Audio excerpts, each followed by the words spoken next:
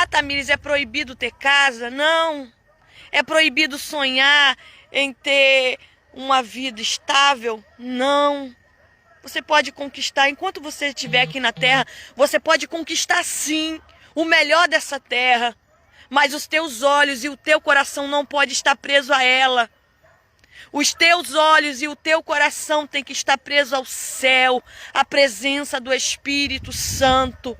E eu começo por mim falando, se desprende, Tamires.